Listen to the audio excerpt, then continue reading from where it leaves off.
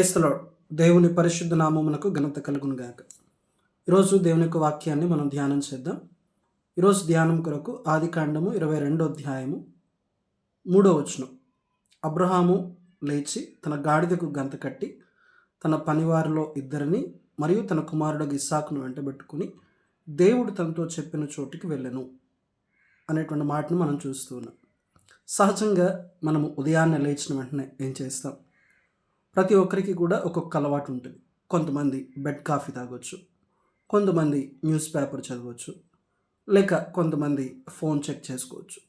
So ఉదయాన్నే మనకంటూ కొన్ని అలవాట్లు ఉంటాయి. అయితే మన దినచర్యను మనం దేవునితో ప్రారంభించినట్లయితే ఆ దినం మనకెంతో ఆశీర్వాదకరంగా ఉంటుంది.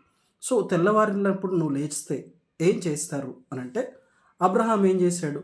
అబ్రహాము లేచి దేవుడు తనతో చెప్పిన చోటికి వెళ్ళాడు.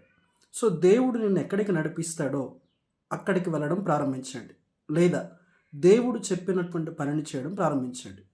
మీరు ఆ రోజున మీ జీవితంలో దేవుని యొక్క ఆశీర్వాదాలను చూస్తారు. మరొక అంశాన్ని మనం గమనించినట్లయితే యోబు గ్రంథం 1వ అధ్యాయం 5వ వచనం. ఇక్కడ యోబు ఏం చేశాడో మనం చూద్దాం. అరుణోదయంను లేచి యోబు తన కుమారులు ఒక్కొక్క నిమిత్తమై దహన బలి అర్పించుచూ వచ్చాడు. ఎందుకు? తన పిల్లలు ఎక్కడైనా పాపము చేసి దేవుని దూషించారేమో అని వారి నిమిత్తం, వారిని పవిత్రపరచడానికి వారి నిమిత్తం దహన బలి అర్పిస్తూ వచ్చాడు.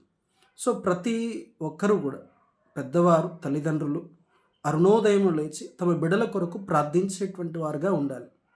సో ఒకవేళ మీ పిల్లలు మరి చెడిపోతున్నారేమో, లేక లోకంలో కలిసిపోతున్నారేమో, మీరు చేసేటువంటి ప్రార్థన వారిని లోకంలోనికి వెళ్ళనివ్వకుండా వారి చుట్టూ ఒక కంచెలాగా ఉండి సంరక్షణలో, దేవుని భయభక్తుల్లో నిలిచి ఉండడానికి దోహదపడుతూ ఉంది. కాబట్టి ఒకటి, మనము అరుణోదయమును లేచి దేవుడు చెప్పినటువంటి పని చేసేటువంటి వారంగా మనం ఉండాలి.